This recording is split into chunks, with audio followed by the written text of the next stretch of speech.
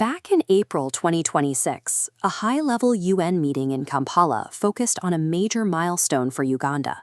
The country is officially on the verge of graduating from its status as a least developed country. For the government, this is a validation of national progress.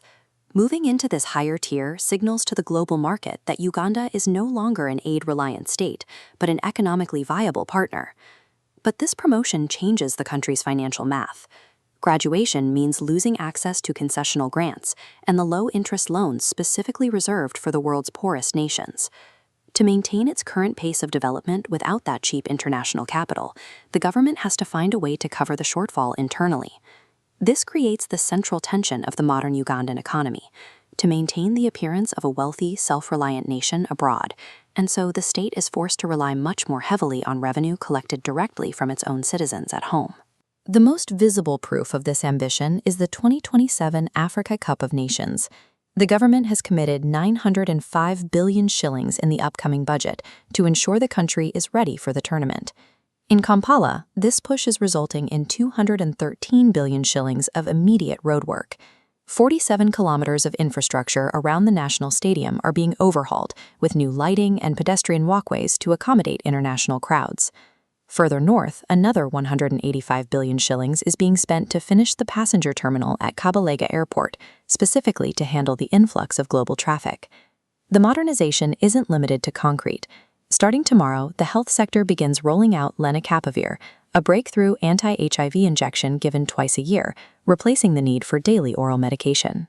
This high-speed development extends to the East African crude oil pipeline, now over 80% complete, and even the judicial system, which is debuting mobile courts to conduct high-profile trials directly within local communities. By simultaneously funding sports, health, and energy infrastructure, Uganda is attempting to demonstrate its global competence. But the total bill for these concurrent projects is immediate and staggering. Without the safety net of foreign grants, the government is looking to domestic taxation to bridge the funding gap. This has triggered a significant standoff with the Kampala City Traders Association. They are currently lobbying Parliament to block a 6% withholding tax on private property and new taxes on non-business assets.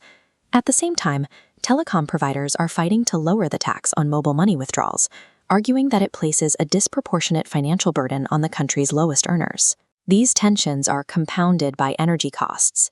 Even as the national oil pipeline nears completion, global price spikes are keeping fuel expensive at the pump, leading to public frustration over the delay in seeing domestic benefits.